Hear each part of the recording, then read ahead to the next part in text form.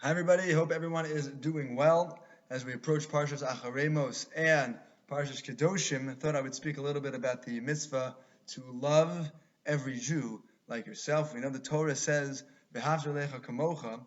A little bit less known is that the Torah introduces that mitzvah in the context of many other mitzvahs ben adam l'chavero, namely tochacha. The Torah says that you should give rebuke, you should speak to someone when they do something that is wrong, whether they wrong you or whether they wrong Hashem. You should give them a little bit of musr, and one should not hate another Jew in their heart. One should not take revenge. And then the Torah says, "V'ahavta l'recha kamocha."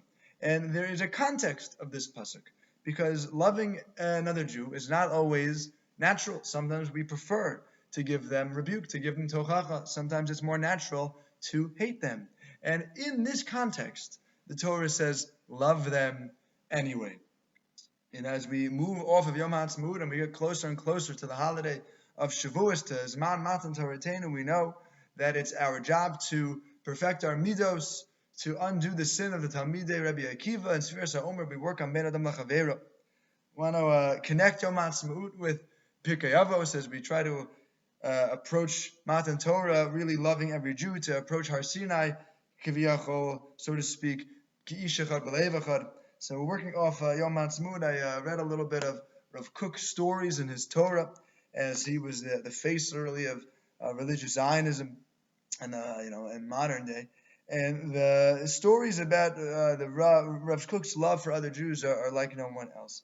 Literally, the story is told about Rav Kook that he was walking with dozens of students home from the old city. He lived, close to the Ben Yehuda area, and people, his protesters, literally threw things at him. And later that day, prominent people came to see Rav Kook and expressed their repulsion and disgust at this terribly disgraceful act. Right? He was publicly humiliated, and there was even an attorney general of the British government, and he said that Rav Kook should file a lawsuit against the perpetrators, and he would even help Rav Kook in the case. And what did Rav Kook reply? I have no interest in legal actions, and I love them despite what they did to me. I love them so much that I'm even prepared to kiss them. My entire being burns with love for every single Jew. Wow. And i.e., in the same context of Hocheach Tochiach Hasamizecha, where one might have thought to give rebuke, Rav Kook says, love them anyway. And perhaps this is why the Torah places the mitzvah of loving Jews in the context of Tochacha, because perhaps when it would be your natural response to give musr, to say, hey, you're wrong, I'm right, and put the other person down. Now, that's when the Torah says, no, love them anyway. And this is found in the Rambam.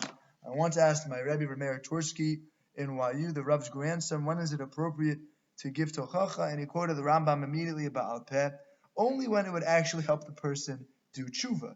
Writes the Rambam in Perek Vav of Hilchos Deos, Halacha Zayin, Haroach Haveru Shechat. If you see your friend sin, O Shalach B'derech Lo Tova, you see your friend go off the derech, so to speak, he's violating the Torah. Mitzvah lahachziro lemutav. It's a mitzvah not to rebuke him. Argues the Rambam, it's a mitzvah to get him on the right path. Namely, it's only a mitzvah to give rebuke if it will help him get on the right path. And that's probably where Rav Kook was coming from. What's the point in protesting? What's the point in filing a lawsuit? It's not going to fix the problem. The problem is too fundamental. My job right now is just to love them. And don't worry about the hashkafic differences. There's a similar story told of Rav Teichdal, the author of the Beit Medrash, where he says of the Belzer Rebbe, where there was a Rav, a very, very prominent Rav, Rav Moshe David Teitelbaum, of the Yitav Lev's grandson, and he basically said the Jews in Europe are all forsaking the Torah. The Belzer Rebbe, you're the Gadol Ador. You need to really, really, really give musar to the generation. And then he responded, the Belzer Rebbe responded, have you concluded your petition? When Mashiach arrives, the Jews will repent. In the meantime, it is of the utmost importance that the Jews love one another. Page 111 in the Eimah B'Smeicha.